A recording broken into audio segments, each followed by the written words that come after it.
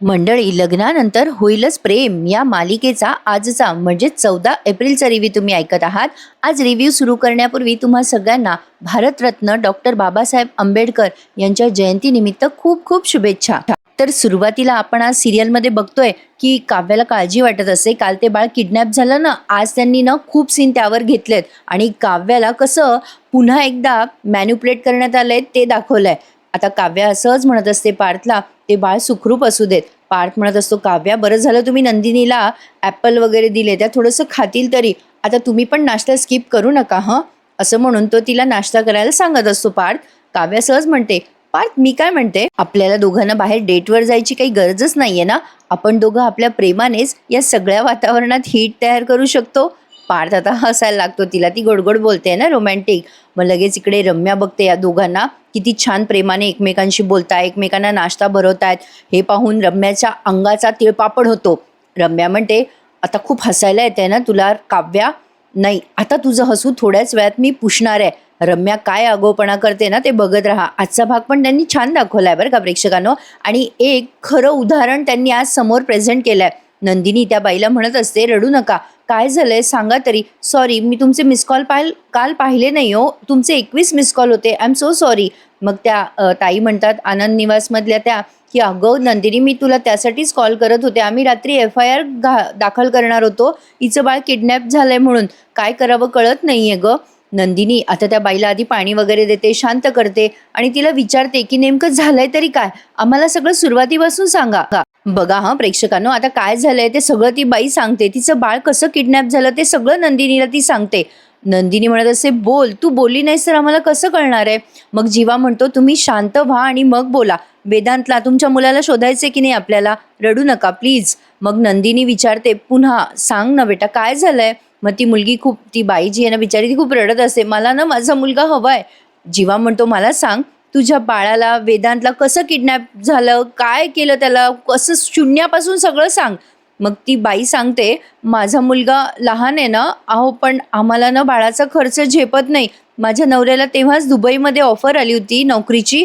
बाळाच्या फ्युचरसाठी आम्ही ती ऑफर स्वीकारली. बाळ वाढवताना आमच्या लक्षात येत होतं की बाळाचा खर्च काही कमी नाही आहे त्या पगारातच आमचं भागत नाही हो, त्यामुळे मी छोटीशी नोकरी घेतली.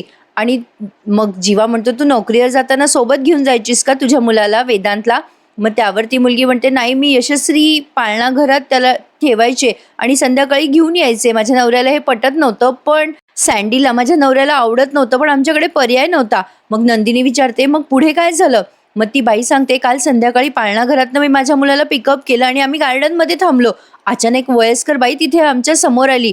आता बघा हां, ही बाई अशी समोर येते त्या वेदांच्या आणि त्याच्या आईच्या, आणि त्या बाईला म्हणत असते, बाई तुझं बाळ किती गोड आहे ग, छान आहे हं तुझं बाळ. मी काय म्हणते, माझ्याकडे हे एक अत्तर आहे बघ, इथेच आम्ही अत्तर बनवतो, हे अत्तर खूप छान आहे, घेतेस का ग विकत. आता ती वेदांची आई म्हणत असते, नकोय मला, खरंच नकोय. आता ती बाई म्हणते, तू वास घेऊन बघ, तुला नाही आवडलं तर नको घेऊ, आम्ही फ्रीमध्ये वास देतो ग, असं काही नाही आहे. आता ती बाई नाहीच म्हणत असते बरं का, पण ती म्हातारी एवढी आग्रह करते त्या बाईला, घे ना अगं, घे अगं, घेऊन तर बघ कसं आहे बघ. शेवटी तिला वाटतं, जाऊ द्यावा, वयस्कर बाई आहे, हिचा मान ठेवावा, म्हणून ती सहज अत्तर असं हाताला लावते.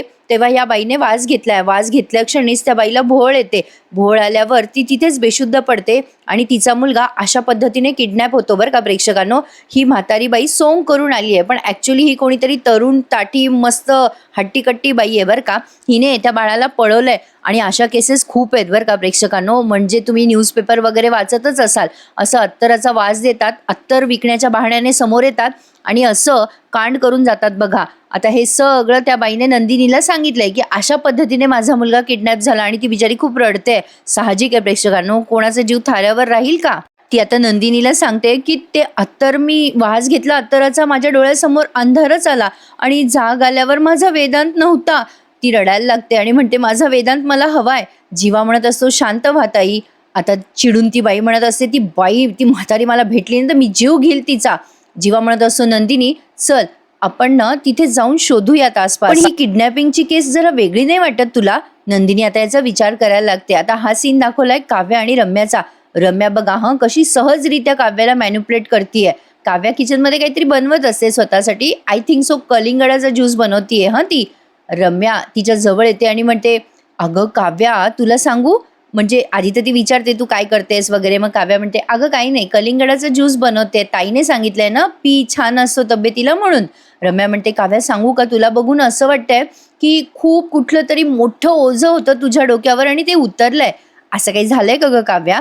काव्या म्हणते, "हो अगं रम्या, तसंच काहीतरी झालंय. माझ्या ताईशी बोलले आणि माझ्या डोक्यातलं कन्फ्युजन कमी झालंय." रम्या म्हणते, "कसलं गं कन्फ्युजन?" काव्या म्हणते, "काही नाही गं, इन जनरल." मग रम्या लगेच म्हणते, "अगं, आज घरात खूप शांतता आहे ना आज?" काव्या म्हणते, "हो, सगळे कामाला गेलेत आपापल्या." म्हणजे त्याआधी म्हटलं कलिंगडाचा ज्यूस प्यावा, ताईने सांगितलंय ना. रम्या म्हणते, "तुझ्या ताईला खूपच काळजी आहे गं तुझी." त्यावर काव्या म्हणते, "अगं म्हणजे काय रम्या, प्रश्नच नाही. ताईला माझी काळजी आणि मला पण माझ्या ताईची काळजी आहे. आणि तसंही बरं का रम्या, माझी ताई माझ्यासाठी बेस्टच विचार करते. त्यामुळे मी सगळ्यात शेवटी माझ्या नंदिनी ताईचंच ऐकत असते." लगेच रम्या म्हणते, "हो अगं, बरोबर आहे. अगं तसं मी ना आज काव्या माझ्या एका मैत्रिणीला बोलवणार होते, म्हणजे पण जाऊ दे, उगाच तुला डिस्टर्ब होईल." लगेच काव्या म्हणते, "अगं काहीतरीच काय रम्या, मला काय डिस्टर्ब व्हायचंय? किती मोठं घर आहे आपलं आणि तसंही मी अभ्यासाला एकदा बसले ना की बाहेर येत नसते." मग लगेच रम्या म्हणते, "अगं प्रॉब्लेम तोच आहे ना. अगं म्हणजे इतकं चांगलं डेडिकेशनने तू अभ्यास करते, म्हणजे आम्ही गप्पा वगैरे मारणार ना, माझी मैत्रीण आल्यावर डिस्टर्ब होणार तुला. आणि अगं माझी जी मैत्रीण आहे ना, तिला आय-एस व्हायचं होतं, म्हणजे भावी आय-एस तू होणार आहेस, ती येणार आहे, पण उगाच तुला डिस्टर्ब असं मला नको वाटायला." मग लगेच काव्या म्हणते, "असं का बोलतेस तू रम्या? मला तुझं बोलण्याचं म्हणजे अर्थ कळत नाहीये. भावी आय-एस होणारी मैत्रीण आहे म्हणजे?" रम्या म्हणते, "अगं म्हणजे ती आय-एस होणार होती, पण तिच्या बोलण्यातून असं जाणवत नाहीये की ती आय-एस झाली असावी." काव्या मग उत्सुकतेने विचारते, "का गं, ती आय-एस का नाही झाली?" रम्या म्हणते, "अगं आम्ही ना आज खूप वर्षाने भेटणार आहोत. बोलता बोलता कळेलच नेमकं काय झालंय तिच्या आयुष्यात. पण अगं जाऊ दे, मी तिला कॅफेत वगैरे घेऊन जाते हं." लगेच काव्या म्हणते, "अगं रम्या, असं काय करतेस? तू बोलव ना तिला घरी." "अगं कॅफेत बोलवायची काय गरज आहे? मी 5 मिनिटं तिच्याशी बोलू शकते. मला पण अभ्यासातनं थोडा ब्रेक मिळेल तेव्हा." काव्या असं म्हटल्या म्हटल्या रम्या म्हणते, "सो स्वीट हं काव्या. मी बोलवते हं तिला, पत्ता पाठवते मग. तुला बनवून देऊ का मी ज्यूस काव्या?" काव्या म्हणते, "अगं राहू दे, मी बनवून घेईल हं." काहीतरी हां प्रेक्षकांनो, आता हिची मैत्रीण येणार आहे त्यात ती काव्याची कशाला परमिशन घेतीये? तिने तर खरं मानिनी आणि विक्रमची परमिशन घ्यायला हवी ना. एवढं तर काव्याला कळायला हवं होतं. सहज आपलं मला जे सुचलं ते सांगितलं मी तुम्हाला. असो, आता रम्या तिच्या मैत्रिणीला घरीच बोलवते आणि रम्याच्या बऱ्या मैत्रिणी आय-एस होणाऱ्या होत्या. किती लॉजिक ना, म्हणजे कोइन्सिडंट की लॉजिक काय बोलावं कळेना. असो, आता रम्या काव्याला कशी मॅनिप्युलेट करते ते पुढच्या सीनमध्येच बघा. नंदिनी जीवाचा सीन दाखवलाय. आता या आनंद निवासमधल्या ताई म्हणत असतात, "नंदिनी, अगं काल आम्ही एफ-आय-आर नोंदवलाय, पण कसं शांत बसायचं गं? म्हणजे पोलिसांनी सापडेपर्यंत. लहान आहे गं लेकरू हिचं." नंदिनी म्हणत असते, "हो मी समजू शकते. अगं नैना शांत हो. पोलिसांकडे आपण कंप्लेंट केली आहे ना, शोधतील पोलीस." मग आता जीवा म्हणतो, "किडनॅपिंगची केस असेल तर समोरून फोन यायला हवा होता पैशासाठी." मग ती बाई घाबरते. नैना म्हणते, "बापरे फोन? फोन आला नाही अजून." नंदिनी म्हणते, "अगं नैना घाबरू नकोस. अगं पोलीस तर शोध घेतातच आहेत, पण मी आणि जीवा आमच्या परीने प्रयत्न करू. आपण एक काम करूयात का, आपण वेदांचा फोटो पेपरमध्ये देऊयात, न्यूजपेपरमध्ये, आणि आपण सोशल मीडियावर पण सर्क्युलेट करूयात." जीवा म्हणतो, "आणि ते तुमचं यशस्वी पाळणा घर तिथेही जाऊन एकदा बोलूयात." मग त्यावरती नैना म्हणते, "नको नको, तिथे नका जाऊ. त्या पाळणा घरावाल्यांनी मला ताकीद दिली आहे की ह्या प्रकरणात आम्हाला गवू नका, आमचं नाव या प्रकरणात येऊ देऊ नका." नंदिनी म्हणते, "बरं बरं, राहिलं, आपण फक्त फोटो देऊयात वेदांचा." जीवा म्हणतो, "ती अत्तरवाली बाई, तिला शोधूयात. माझी खात्री आहे नाही ना, त्या अत्तरवाल्या बाईनेच तुला गुंगीचं औषध दिलं आणि वेदांतला पळवलं." नंदिनी म्हणते, "मला सांग नैना, त्या पाळणा घराच्या बाहेरच तुला ती बाई भेटली होती ना?" आता ती नैना म्हणते, "हो तिथेच." नंदिनी म्हणते, "आपण एक काम करूयात जीवा, आपण त्या पाळणा घराच्या बाहेर जाऊन जरा चौकशी करू. ती बाई नेमकी आहे तरी कोण, कळायला तर हवं ना आपल्याला." आता जीवा म्हणतो, "हो चल चल, आपण लगेच जाऊया आणि तिथे आसपास शोधूयात." आता जीवा आणि नंदिनी तिथे जातात बरं का, त्या गार्डनमध्ये. तिथे त्यांना सीसी कॅमेरा सापडतो. त्यामुळे त्या कॅमेऱ्याला आता हे स्वतःकडे ठेवून त्या बाईचा शोध घेणार आहे. आणि मी म्हटलं तसंच, ती काही बाई म्हातारी नव्हती बरं का प्रेक्षकांनो, तिने सोंग घेतलं होतं म्हाताऱ्या बाईचं. हे त्यांनी लगेच दाखवलंय. एक छोटासा सीन दाखवलाय जो अंधारात आहे, तुम्हाला नीटसा दिसणार नाही म्हणून सांगते. असो, जीवा आणि आता नंदिनी गेलेत गार्डनमध्ये. इकडे रम्याची मैत्रीण आली आहे बरं का. रम्या तिला कलिंगडाचा ज्यूस देते. त्यावर ती मैत्रीण म्हणते, "आहा, काय छान वाटतंय ग, पोरांचं उरलं सुरलेलं खाऊन कंटाळा आला होता. काहीही प्रेक्षकांनो, असं काय आईलाच खावं लागतं का उरलं सुरलेलं? असो, प्रत्येकाच्या बाबतीत वेगवेगळ्या केसेस असू शकतात, पण आमच्या बाबतीत कधी असं झालं नाही बाबा. असो, आता ती थँक म्हणते कलिंगडाच्या ज्यूससाठी.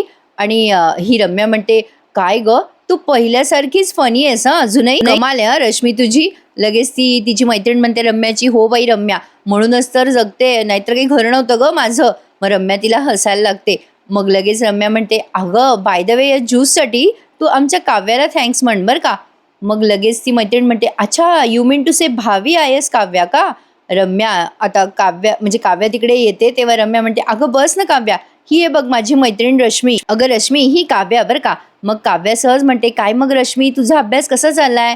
त्यावरती रश्मी म्हणते, "माझा अभ्यास? अगं माझं ॲक्च्युली टॉपिक इकॉनॉमिक्स आणि इन्व्हायर्मेंटल स्टडीज होतं. तुझा?" काव्या म्हणते, "मला ना हिस्ट्री आणि करंट अफेअर्स खूप आवडतं." मग त्यावर रश्मी म्हणते, "अरे बापरे काव्या, 2 वेगवेगळी टोकं आहेत गं." काव्या म्हणते, "हां, तसं अवघड आहे, पण मला नेहमी वाटतं की इतिहास परत फिरून येतोच. तो आत्ता घडतो म्हणून आपल्याला करंट अफेअर वाटतं." त्यावर रश्मी टाळ्या वाजवते आणि काव्याजवळ येत म्हणते, "सॉलिड आहे यार तू. ए रम्या, सॉलिड आहे यार ही. होणार गं, तू नक्की आय-एस होणार." काव्या म्हणते, "सॉरी, तुम्ही नाही म्हणजे तू म्हटलं तर चालेल का? अगं तू का आय-एस नाही केलंस?" त्यावरती रश्मी, रम्याची मैत्रीण म्हणते, "केलं ना आय-एस. आय फॉर ईशान आणि एस फॉर समर." काव्या म्हणते, "सॉरी, मला कळलं नाही." त्यावरती रश्मी म्हणते, "अगं माझी 2 मुलं आहेत गं, ईशान आणि समर. एकाचं वर्ष 2 आणि एकाचं वर्ष 4. तुला सांगते, ईशान पोटात असताना मी ठरवलं होतं की आय-एस बनावं, पण आईकडे कुठे ऑप्शन असतात. पोराचं बोट मुठीत धरताना आय-एसच्या स्वप्नांचा हात कधी सुटला हे मला कळलंच नाही." बघितलं का प्रेक्षकांनो, मुद्दाम या रम्याने त्या मैत्रिणीला बोलवलंय जेणेकरून काव्याला थोडं डिस्टर्ब व्हावं आणि ती तिच्या फोकसवरनं हलावी म्हणून. काहीही काव्या पण कोणाच्याही इन्फ्लुएन्स खाली येते. आपला आपल्यावर विश्वास पाहिजे प्रेक्षकांनो, असं मला म्हणायचंय. आणि इतरांच्या उदाहरणात आपण स्वतःला कधीच कंपेअर करत जाऊ नये बरं का. हे अत्यंत मूर्खपणाचं लक्षण आहे. कारण कुठल्याही व्यक्ती सारख्या असू शकत नाही. व्यक्ती तितक्या प्रकृती. त्यामुळे काव्यासमोर हे जे काही रम्याने उदाहरण प्रेझेंट केलंय ना, ये बात मेरे को हजम नाही हो रही. असो, आता इकडे बघा, जीवा आणि नंदिनी त्या छोट्या मुलासाठी इकडे तिकडे शोध घेतात बरं का. बऱ्याच जणांना त्या वेदांचा फोटो दाखवतात आणि विचारतात, "या छोट्या मुलाला तुम्ही कुठे पाहिलंय का?" पण सगळीकडनं नाही असंच उत्तर येतं त्यांना. मग आता ते त्या गार्डनमध्ये भेटतात. जीवा म्हणतो, "नंदिनी, तुला काही कळलं का?" नंदिनी म्हणते, "नाही हो, काहीच समजलं नाही." म्हणजे अत्तरं विकणारी अशी वयस्कर बाई कोणाला कुठेच दिसली नाहीये. जीवा म्हणतो, "नाही ना, म्हणजे बाई पण दिसली नाही आणि वेदांत पण कुठे दिसला नाही." नंदिनी म्हणते, "हां जीवा, हे बघा इथे कॅमेरा आहे. जे लोकांना नाही दिसलं ते कॅमेऱ्यात नक्की कैद झालं असणार ना." जीवा म्हणतो, "वा यार नंदिनी, काय नजर आहे तुझी." अगं तिला नैनाला त्या वयस्कर बाईने इथेच याच गार्डनमध्ये अत्तर हुंगायला दिलं होतं ना. करेक्ट आहे यार, आपण सीसी फुटेज चेक करूया. या फुटेजमध्ये ती वयस्कर बाई नक्की दिसली असेल बघ. जीवाला आणि नंदिनीला तिथे एक सीसी फुटेज सापडलं. मी मगाशीच तुम्हाला सांगितलंय. आजचा एपिसोड छान दाखवलाय बरं का प्रेक्षकांनो त्यांनी. म्हणजे छान एंगेज ठेवलंय आपल्याला आजच्या एपिसोडमध्ये सुद्धा, जसा कालचा होता. म्हणजे एक वेगवेगळे टॉपिक घेऊन ते आपल्याला छान एंटरटेन करायचा प्रयत्न करताय. तुम्हाला आजचा रिव्ह्यू आवडत असेल तर लाईक मात्र नक्की करा हां मंडळी. तुमच्या एका लाईकमुळे मला भरपूर आनंद मिळतो. असो, तर आता पुढच्या सीनमध्ये बघा, ती बाई काव्याला कशी मॅन्युप्युलेट करायला लागते. आता काव्या म्हणते, "अगं रश्मी, बाळाला सांभाळणं आणि आय-एसचा अभ्यास करणं दोन्ही एक सोबत नाही होत का गं?" त्यावरती रश्मी म्हणते, "अगं होतच नाही काव्या, तुला सांगते, अगं आपण काही मशीन नाही आहोत, आपण पण थकतो गं.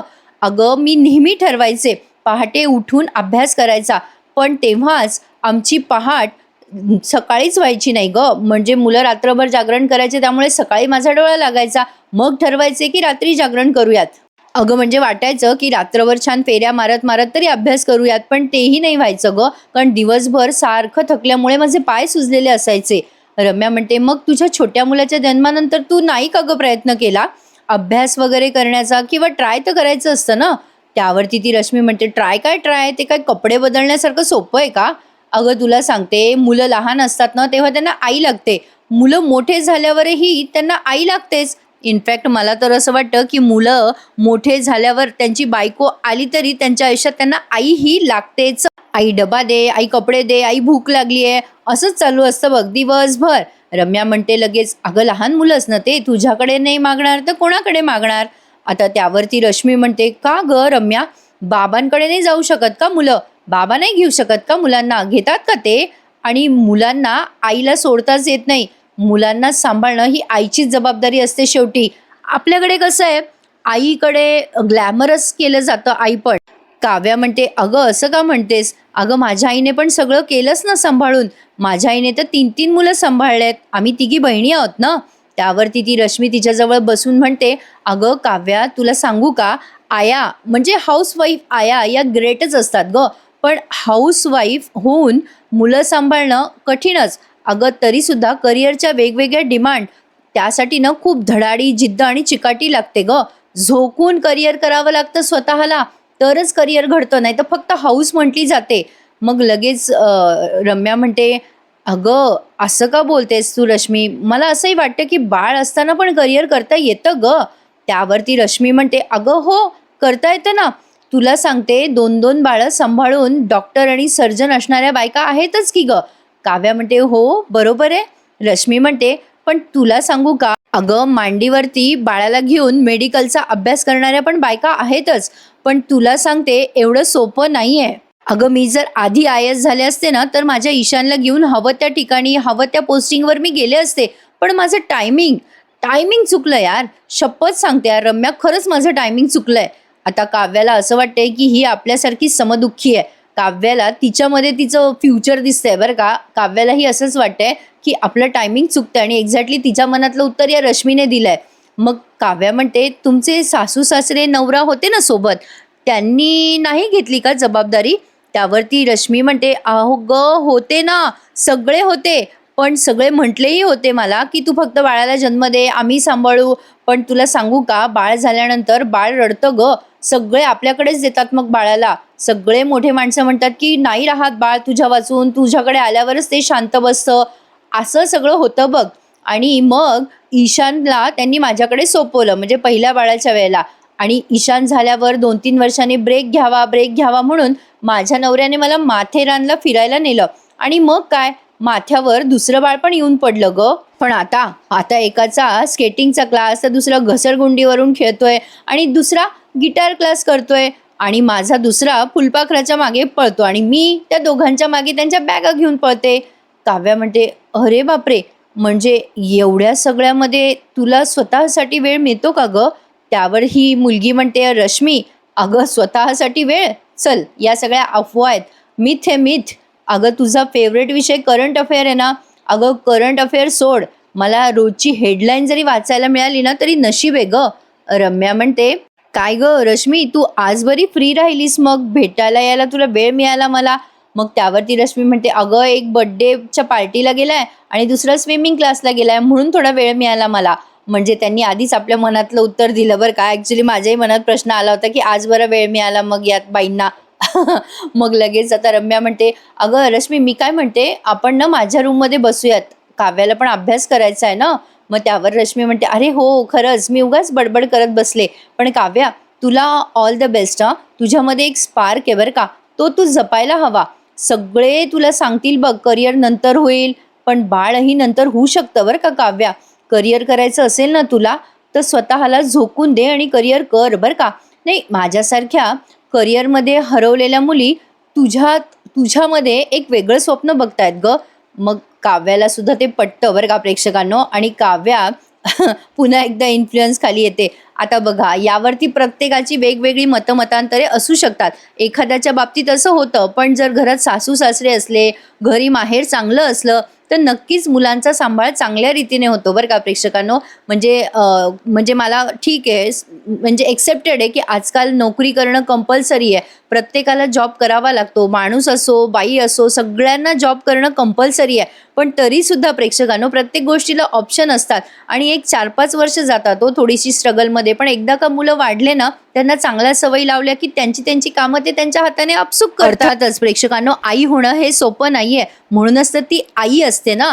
आई होणं हे खूप आनंदाने स्वीकारलं गेलं पाहिजे, असं बळजबरी कोणी थोपवलं नाही पाहिजे हो. काहीतरी वेगळा विषय आहे या मालिकेत, चर्चा करायला छान वाटतोय नाही का. असो, आता पुढच्या सीनकडे जाऊया. आता शेवटची सीन तुम्ही एन्जॉय करत आहात. जीवा आणि नंदिनीचा सीन तुम्ही बघत आहात. आता जीवा आणि नंदिनी ठरवतात की तो सीसी कॅमेरा आपल्याकडे हस्तगत करायचा. आता त्यांनी ते बघितलंय बहुतेक आणि त्यांना त्यात काही सापडलं नाहीये. जीवा म्हणतो, नंदिनी मला असं वाटलं होतं की फुटेज पाहिल्यावर सगळं काही क्लिअर होईल.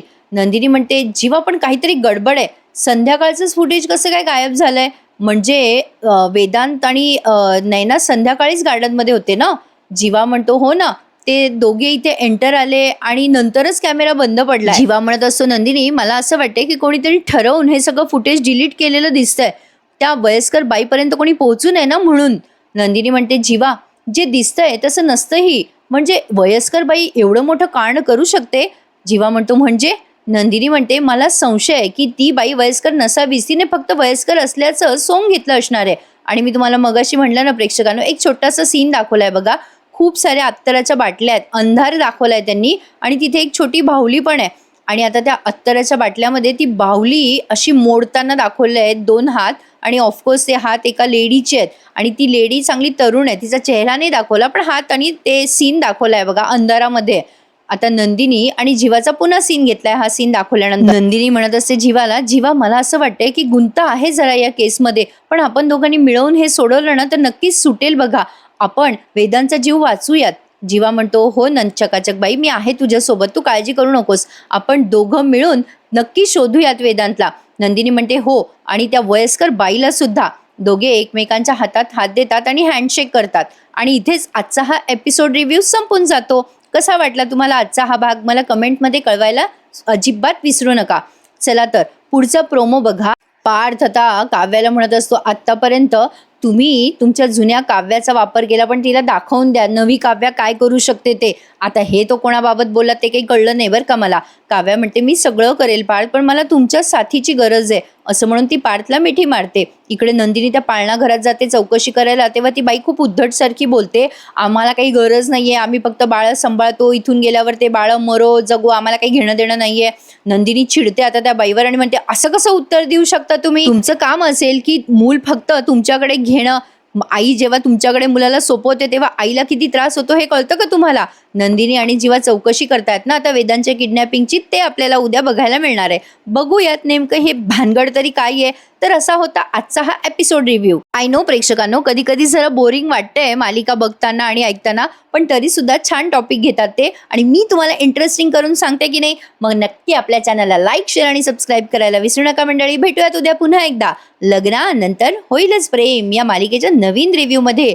तोपर्यंत टेक केअर मंडळी. धन्यवाद.